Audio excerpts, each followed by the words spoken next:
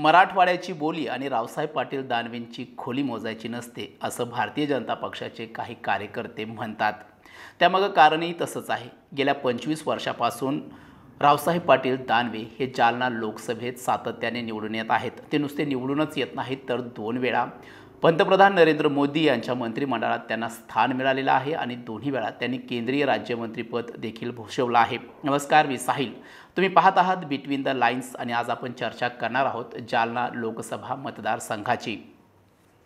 प्रामुख्याने जालना लोकसभा मतदारसंघामध्ये 6 विधानसभांचा समावेश आहे। त्यामध्ये छत्रपती संभाजीनगर जिल्ह्यातील सिल्लोड विधानसभा, फुलंब्री विधानसभा, पैठण विधानसभा आणि जालना जिल्ह्यातील जालना विधानसभा, भोकरदन विधानसभा आणि बदनापूर विधानसभा आदींचा समावेश आहे।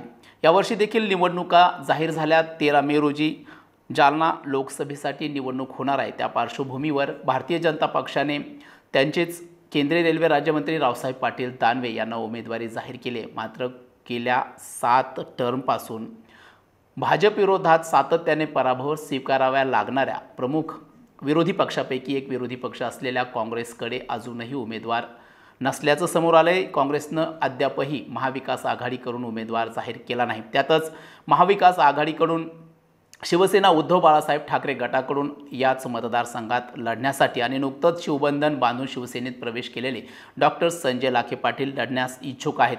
मात्र गेल्या 7 टर्मपासून या ठिकाणी विरोधी पक्षात काँग्रेसला तिकीट दिलं जातं आहे आणि सातत्याने रावसाहेब पाटील दानवे विरोधात 5 वेळा काँग्रेसच्या उमेदवाराला पराभव स्वीकारावा लागला आहे। त्यामध्ये प्रामुख्याने कल्याणराव काळे असतील किंवा अवताडे असतील किंवा इतर उमेदवार असतील, हे 7 टर्मपासून सातत्याने केंद्रीय मंत्री रावसाहेब पाटील दानवे यांच्या विरोधात निवडणुकीत पराभूत झाल्याचं आपण पाहतो। मात्र यावेळी हा तिढा अद्यापही सुटलेला नाही। सातत्याने काँग्रेस ही जागा पराभूत होत असल्यानं ही जागा यावेळी शिवसेनेला अर्थात शिवसेना उद्धव बाळासाहेब ठाकरे गटाला द्यावी अशी मागणी आता जोर धरू लागली आहे। यावरती वरिष्ठ पातळीवर खलबतं सुरू आहेत। मात्र महाविकास आघाडीकडून अद्यापही उमेदवार जाहीर झालेला नाही।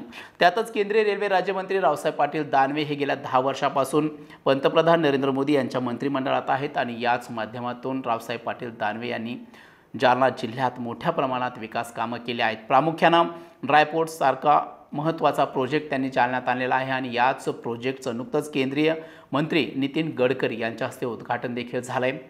त्यापाठोपाठ त्यांनी जालन्यात रेल्वेचीही अनेक विकास कामं केली आहेत। रेल्वे पिटलाईन असेल, रेल्वेचं दुहेरीकरण रेल्वे मार्गाचं दुहेरीकरण असेल किंवा रेल्वेचं विद्युतीकरण असेल, ही 3 प्रमुख कामं रावसाहेब पाटील दानवे यांच्या नेतृत्वात झाले। शिवाय जालना जळगाव हा नवीन रेल्वे मार्ग त्यांनी मंजूर करून आणला आहे। शिवाय या रेल्वे मार्गासाठी त्यांनी बजेटही आणलं आहे। त्यामुळं केंद्रीय रेल्वे राज्यमंत्री रावसाहेब पाटील दानवे यांचा पराभव करणं या लोकसभेत वाटतं तितकं सोपं नसणार आहे। मात्र यावेळी विरोधकांनाही संधी आहे आणि संधीचं जर सोनं करता आलं तर कदाचित हे होऊ शकतं। संधीचा विचार केला असता मराठा समाजामध्ये आरक्षणावरून एक तीव्र प्रतिक्रिया सध्या भाजप विरोधात पाहायला मिळतात। प्रामुख्यानं भारतीय जनता पक्षाचे नेते देवेंद्र फडणवीस यांच्या विरोधात सोशल मीडियावरती मराठा समाजाकडून वेगवेगळ्या प्रतिक्रिया आपणास पाहायला मिळतात आणि हा रोष नुसता देवेंद्र फडणवीस यांच्याच बाबतीत नाही तर आपण पाहू शकतो की गेल्या काही दिवसापासून भारतीय जनता पक्षाचे जे काही टेलिकॉलर्स आहेत हे पंतप्रधान नरेंद्र मोदी यांनी आणलेल्या योजनांच्या माध्यमातून शेतकऱ्यांना फोन करत आहेत आणि शेतकऱ्यांना विचारत आहेत की तुम्हाला पंतप्रधान नरेंद्र मोदी यांच्या योजनेचे पैसे मिळाले का। आणि त्यानंतर दुसरा प्रश्न असतो, तुम्ही पंतप्रधान नरेंद्र मोदी यांना पाठिंबा द्याल का, तुम्ही भारतीय जनता पक्षाला पाठिंबा द्याल का।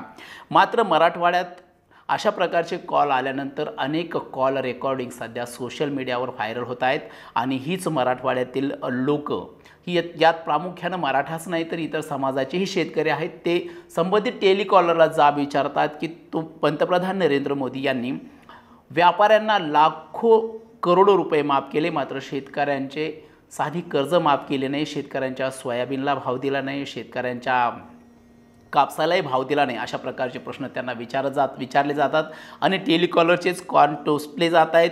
सौम्य भाषेत कुठं शालीतून जोडे मारले जातात आणि वरिष्ठांना कळवा अशी भाषा वापरली जाते। अशा प्रकारच्या ऑडिओ क्लिप येतात।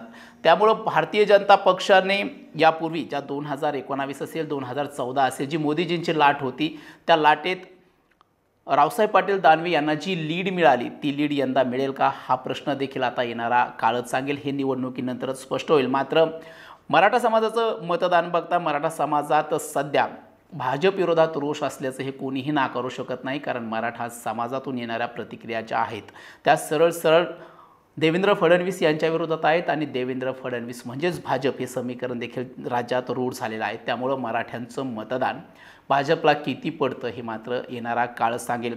यासह शेतकऱ्यामध्ये मोठी नाराजी आहे. त्यामुळे शेतकऱ्यांचं मतदान किती पडणार हा येणारा काळ सांगेल. यासह नुकतंच ओबीसी समाजानं देखील जालन्यात एक बैठक घेतली आहे.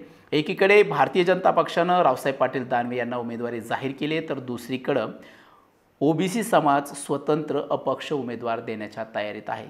याचाच अर्थ असा होतो की ओबीसी समाज देखील भारतीय जनता पक्षावर तीव्र नाराज आहे. एकीकडे मराठा समाजाची नाराजी आहे, दुसरीकडे शेतकऱ्यांची नाराजी आहे आणि तिसरीकडे ओबीसी सारखा समाज देखील नाराज आहे. त्यामुळे यावर्षी 4 लाखांच्या लीडनं निवडून येणार असल्याचा दावा जरी केंद्रीय रेल्वे राज्यमंत्री रावसाहेब पाटील दानवे यांच्याकडून केला जात असला तरी मात्र सध्याची परिस्थिती बघता त्यांना 4 लाखाची लीड मिळेल का यावरती तरी सध्या प्रश्नचिन्ह आहे.